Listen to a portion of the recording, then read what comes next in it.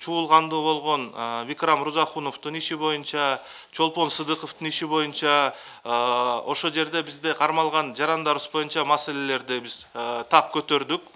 Көтөрүп ошол жерден биз кесе айттык жана биз менен да макул болушту.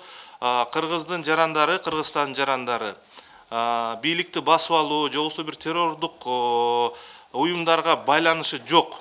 Андай иш менен алек болгон эмес. Болгону ошо өзүлөрүнүн ишмердүүлүгүнө жараша ошол жерде эми жалпак тил менен айта турган болсок, өзүнүн токочун күнүн көргөнгө аракет кылып жүргөн биздин жарандар гана болгон. Эгерде ошо жанагындай жерге кабылып калган болсо, ал кокустуктан кабылып калган деген позицияны биз ачыктан ачык айттык. Алар макул болушту.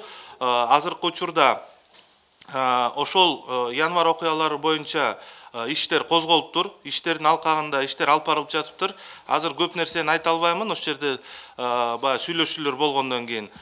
Бирок ачыгын айтып коелу, Рузахунов менен Сыдыковдун иштери козголуп, ошол жерде кыйноолор боюнча 146-берененин 2-бөлүкчөсү менен Казакстан Республикасынын кылмыш жаза кодексинин негизинде иш козголуп, иш адилеттүү, акыйкат каралат деген кепилдигин беришти жана баардык чогуу чараны алып барылчу иштер менен алек болот дешти. Биз барган соң ушу эртеси эле ушу коррупцияга каршы деген тийиштүү органы бар экен Казакстанда, ушу кыйноолор менен иш алып барышат экен. Алар бизге чалышып, ушу жана Сыдыковдун азыркы абалы кандай, жана ушу бир сурак протоколдорун баягы эки мамлекет ортосунда тийиштүү келишимдер бар.